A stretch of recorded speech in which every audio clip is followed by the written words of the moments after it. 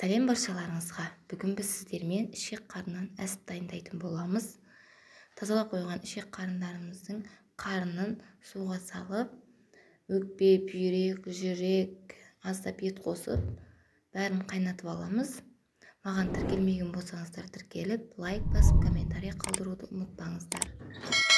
5-10 минут қайнағаннан кейін суытып аламыз. Мясорубкадан шығуға оңай болу үшін турап, керек емес жерлерін алып тастаймыз. Бәрін турап болған соң мясорубкадан шығарып аламыз. Артынан сарымсағымызды, 2-3 дана пиязымызды да шығарып жібереміз.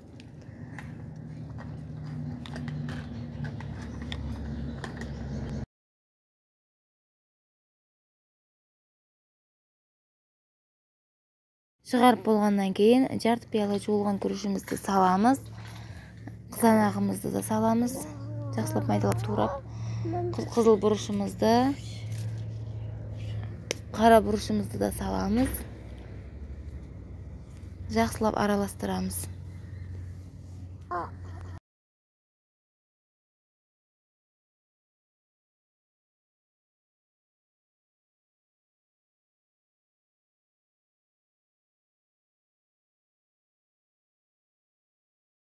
Араластырып болғаннан кейін 2 кесе су құямыз. Күрішіміз суды тартып алып, әспіміз жарылып кетпейді. Тұзыны көреміз өзіміздің қалауымызға қарай. Сосын баклажканың басын кесіп алып, осындай воронка қылып құйып шығамыз бәрін. Ауасын шығарып, бір ұшын байлаймыз. Екінші ұшынан құя береміз. Барлығын осындай етіп құйып аламыз.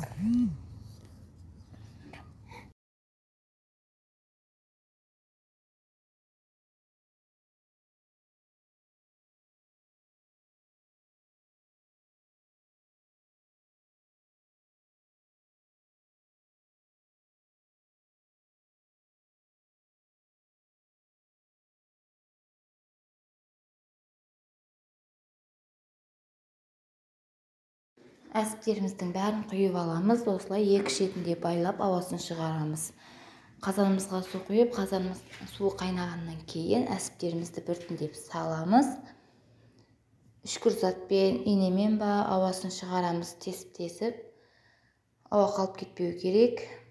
Бәрін салып аламыз. Ауасын шығарып.